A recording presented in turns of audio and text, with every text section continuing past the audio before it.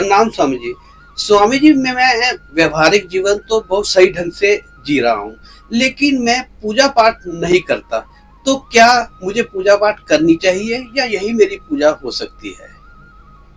आपने कहा कि आप व्यवहारिक जीवन पूरा जी रहे हैं, लेकिन पूजा पाठ, ये यज्ञ होम तीर्थ वगैरह नहीं कर रहे हैं। तो यही क्या मेरी साधना का मार्ग बन जाएगा या नहीं बनेगा?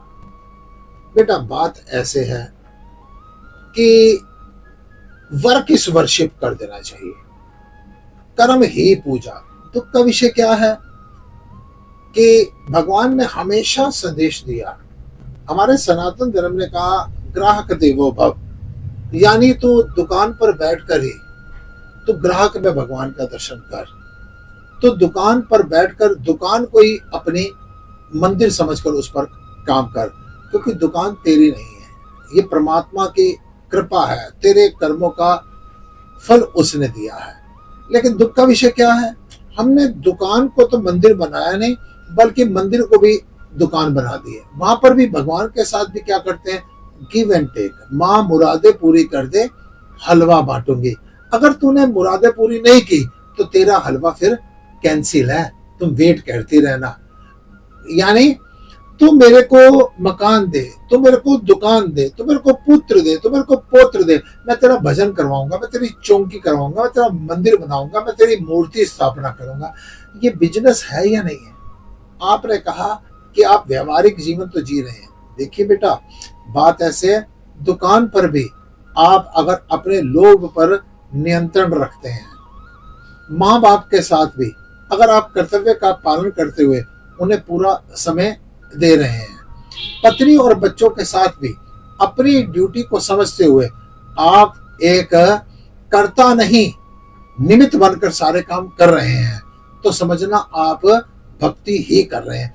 जो लोग पूजा कर रहे हैं, पाठ कर रहे हैं, तीर्थ कर रहे हैं, व्रत कर रहे हैं, वो इरिटेट हो रहे हैं, चिड़चिड़े हैं, वो कुछ ना कुछ डिमांड रख रहे हैं, कुछ परेशान हैं, भाग रहे हैं, पीड़ित हैं, तो क्या वो भक्ति कर रहे हैं? वो भक्ति नहीं है, वो अशांत है। इसका मतलब वो परमात्मा की रजा में राजी नहीं है। आप अगर पूजा पाठ नहीं भी कर रहे हैं, लेकिन आप संतुष्ट हैं, आप पेशेंस रखते हैं, सिर्फ दूसरे को दुख देना ही पाप नहीं होता।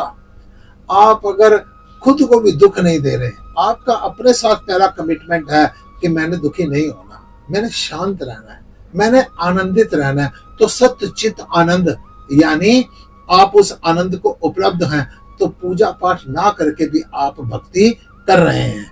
अतः आपसे कहूंगा, किसी भ्रम में ना पड़िए, लेकिन आपका जो मन में भाव होना चाहिए ना, व्यवहारिक जीवन में शिकायतें नहीं होनी चाहिए किसी के साथ। आपके भाव में शुक्रिया होना चाहिए।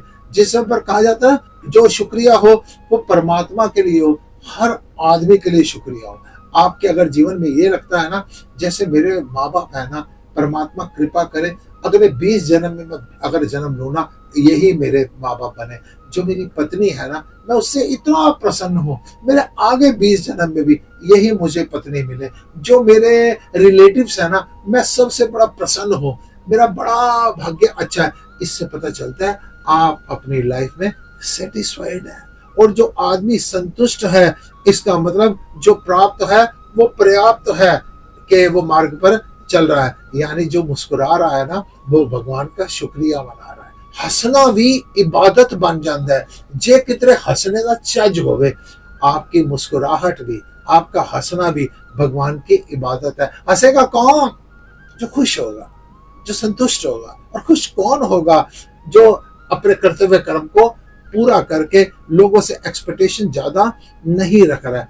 आप अपना व्यवहारिक जीवन जिए, हर हाल में, चाहे उस परमात्मा का, हर संबंध का अगर आप शुक्रिया अदा कर रहे हैं, तो समझना आप पूजा पाठ ही कर रहे हैं। आप राधे राधे तो कर रहे हैं, राम राम तो कर रहे हैं। जैसे कि एक जगह मैं कहानी पढ़ रहा था, एक आदमी अपने गुरुदेव के पास गया, कहता स्वामी जी अपनी एक बढ़िया सी फोटो दे दो, थोड़ी बड़ी सी फोटो दे दो। स्वामी जी ने कहा पिछले दिनों भी तो तुम हमारी एक फोटो लेकर गए थे।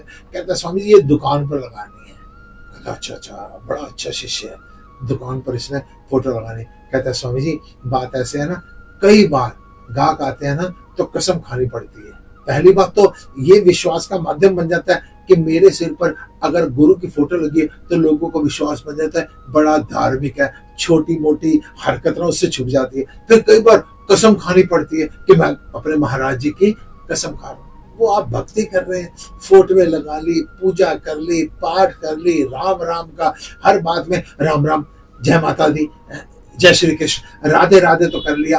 अंदर उस राधे राधे के पीछे आपका भाव छल है, कपट है। आप राम राम का, राधे राधे का, जय गुरु जी का चोला ओढ़कर अपनी इस वाणी से उनका नाम लेकर उसके पीछे आप अगर छल कपट और वासनाओं से भरे हुए हैं, वो सब पाप है। दूसरी तरफ आप संतुष्टि से अगर व्यवहारिक जीवन को जी रहे हैं, हर हाल में शुक्रिया मना रहे हैं, मुस्कुरा रहे हैं, तो आप समझना आप भक्ति ही कर रहे हैं। ओम नमः